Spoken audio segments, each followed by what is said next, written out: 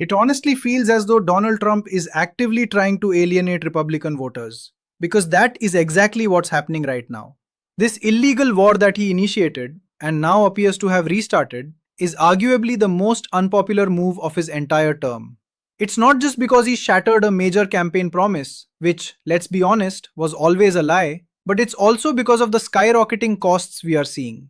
Perhaps more significant than anything else is the reality that Donald Trump, the President of the United States, appears completely subservient to Israel. He is doing whatever Netanyahu demands. This total lack of independence is one of the primary reasons, among many others, that a high-ranking Republican is now publicly announcing their shift to the Democratic Party. We are going to get into it all, but before we do, if I could quickly ask you to leave a like on this video, and if you haven't already and you enjoy our channel, to hit that subscribe button, because it goes a long way in supporting our work. Now we are going to dive deep into that story today.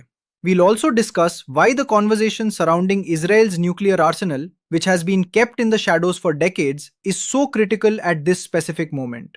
But it all begins with Donald Trump's latest announcement that he's restarting his war and the fallout that has led a prominent Republican to finally walk away from the party.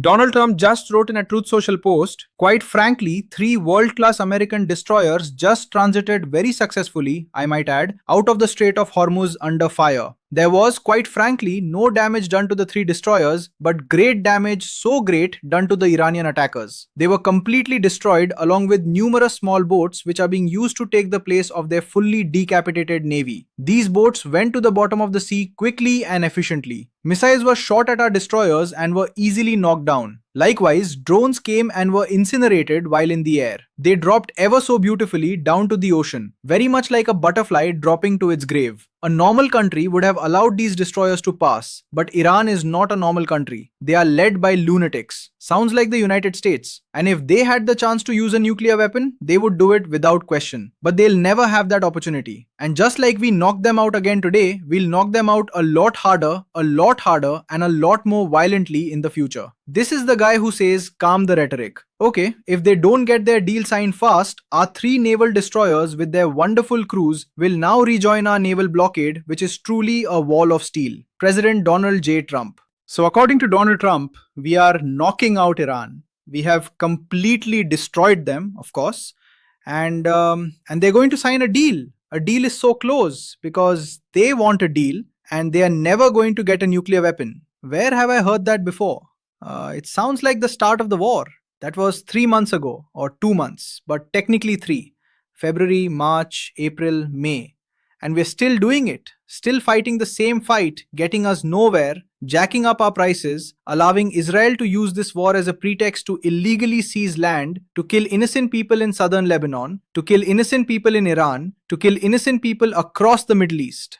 That is why we are in this war. Let's be very clear about that. That is why this war continues on behalf of Israel to destabilize the region, and it is why this polling is so important for the reason that Republican that I mentioned is now saying that they are becoming a Democrat. Then I think there's an interesting question here, a broad question. Again, this connects with the Middle East. This connects with politics in D.C. this week. This ongoing question here, we asked the basic one. Who do you sympathize more with, the Israelis or the Palestinians? The country is dead even, 50-50. Well, this is fascinating, but historically speaking, Steve, support for Israel has actually been higher. Yeah, this is now much more even than it used to be, and there are 2 particular drivers of this. I think it's very interesting. One of them is partisan. Republicans, overwhelmingly on the Israeli side. Democrats, this is the big shift. Now, overwhelmingly 3-1 on the Palestinian side. And then the second piece of it, it's generational. It's age. Gen Z, that rising generation. Look at this. Across party there, 3/4 of Gen Z say they sympathize more with the Palestinians than the Israelis. That's a massive sea change. It certainly is. It'll be fascinating to see how that plays out in the midterm. Steve Kornacki, thank you so much. This issue, and honestly it's more than just an issue, this moral crossroads is the most significant thing happening in our political landscape today. Now, someone might look at me and say, "Liam, I don't think foreign policy should be the top priority for us right now." But that's where they're wrong. First of all, opposing genocide should be a baseline for everyone. That's a layup. It seems pretty straightforward to me. But to claim that our unconditional support for Israel, which absolutely needs to end, is just foreign policy, is a complete misunderstanding of the situation. We entered this conflict on behalf of Israel, and it is directly impacting our domestic policy. It's driving up costs, it's costing Americans their jobs, and it's ruining lives. American citizens have died. That sounds like a home policy issue to me, doesn't it? Yet, we aren't even allowed to ask questions. If you dare to speak up, you're instantly labeled anti-Semitic and silenced. And the one thing you are absolutely forbidden from questioning is Israel's nuclear arsenal. An arsenal that has reportedly been used to pressure Donald Trump into remaining in this war. This situation has become so extreme that, and I can't believe I'm actually playing a clip of him on this channel, even Nick Fuentes is now saying he no longer wants to be a Republican. And it's part of why I switched parties. Part of why I'm so proud now to be a Democrat in 2026. And our featured story is all about a group of House Democrats led by Joaquin Castro, another Hispanic Latino Democrat. They wrote a letter to the Trump government, and they are now demanding that the U.S. government expose and acknowledge that Israel maintains an arsenal of nuclear weapons. Wholly based? How could anybody vote Republican? How could anybody be a Republican in 2026? What do they even do? Now, I'm going to cut Nick Fuentes a little short because I think we always should. But this Fuentes Updates account wrote, Nick Fuentes reacts to the 30 House Democrats demanding the US acknowledge Israel's nukes. It's part of why I switched parties. Part of why I'm so proud to be a Democrat in 2026. Now, I don't believe for a second that Nick Fuentes is about to head down to Illinois, register as a Democrat, and start campaigning for the Pritzker or Juliana Stratton teams. Do I think he's speaking with a bit of irony or jest? Sure. But do I think Nick Fuentes is intentionally carving out this oppositional lane against Donald Trump and the Republican establishment just to bait liberals into engaging with him? Absolutely. He wants the clicks. He wants to be the ultimate provocateur because that's exactly what he is. It's the same reason why people like Megyn Kelly, Tucker Carlson, Candace Owens, and Marjorie Taylor Greene are trying to pave this specific path.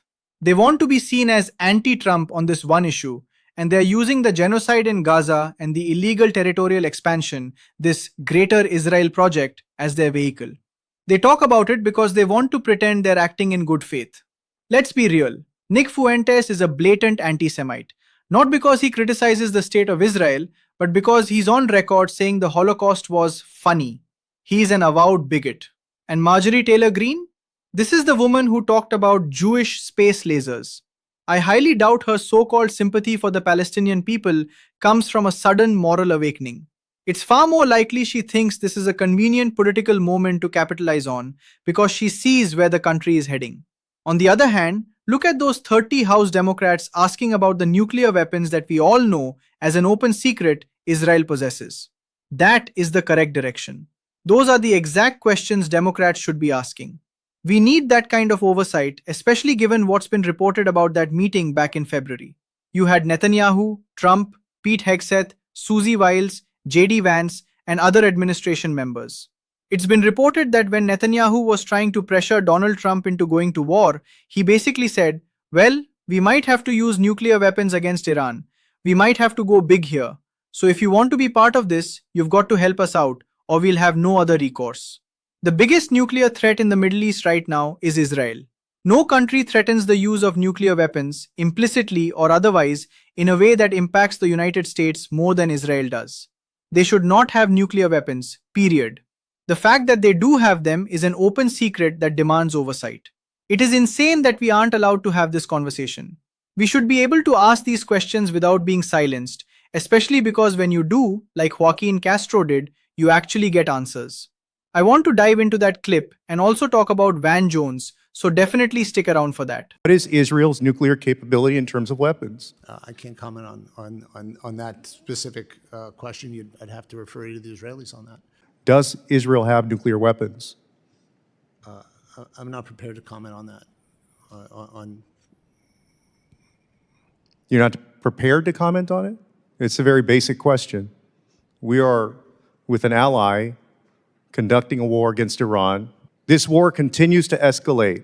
Tell us something as Congress, as the oversight body, what is Israel's nuclear capability in terms of weapons? I can't comment on that specific question. I'd have to refer you to the Israelis on that. Does that mean you don't know? I can't comment on that, sir. You're the main person in charge of knowing this and understanding it. Will you not give us an answer? I don't understand why this issue is so taboo when it's a basic question and we're in a war alongside Israel against Iran. We're dealing with the potential for nuclear fallout, and you won't answer this basic question. Well, again, it would be outside of my purview as the Arms Control and Non-Proliferation Undersecretary to discuss that specific question. Sir, that is a dereliction of duty. The fact that the response to these questions isn't just hesitant, it's a total freakout, tells you everything you need to know. It's always, why are you asking me this? You aren't allowed to ask that. And that reaction alone is exactly why Democrats must be the ones demanding answers. And let's talk about all those people who love to preach about the big tent strategy. Usually, when they say they want a big tent, what they actually mean is they want a space filled with transphobes, billionaires, tech oligarchs, and Palantir employees who will pump money into the system without ever challenging the status quo. If you truly want to expand the tent, then open it up to the people who are brave enough to ask about Israel's nuclear arsenal. Open it up to the people who want to reevaluate our relationship with the parasitic influence that Israel has become on our policy. Those are the voices we actually need to bring into the conversation.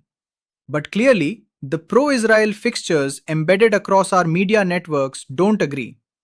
They don't even want the questions to be whispered, let alone asked on a national stage. They want total silence.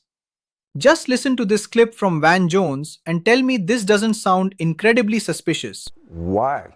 I mean, Well, I guess- has there been some rumor that says that Israel is going to nuke Iran? Here's the thing. I guess I the don't think there question is again, now there's been a change of status quo. There's a war between the United States, Israel, and Iran that is going on right now in the Middle East. And under those circumstances, that is actually different from what we've been experiencing for the last, 40, 50 years. And so under those circumstances, there's only one power in the Middle East that has a nuke, and it's Israel. And so the question is, what are the circumstances? What are the boundaries? Are there any boundaries? They don't acknowledge that they have them. People know that they do, but are there any boundaries? And I think that seems like a fair question to ask. The reality is that we are looking at an occupied media and an occupied government. Think about it. Van Jones is out here attacking the mere ability to ask questions about a country that we give billions of dollars to. A country that is supposedly our partner and best friend. So this is how it works. They get to spy on us, they get to steal from us, and they get to drag us into their wars, but we aren't even allowed to raise a hand and ask a question? That sounds incredibly abusive to me. It sounds like exactly the kind of toxic relationship this country needs to walk away from immediately. We are going to continue to advocate for that independence on this show every single day. We won't be silenced. And if you want to support this mission and help us grow, as always, please hit that subscribe button and leave a like on this video. If you've stuck around with me until the very end, drop a blue heart in the comments so I can see who's in this fight with us. Keep on fighting, y'all. Don't let them silence you. Until next time, I'm Liam Prescott and I'll see you in the next one.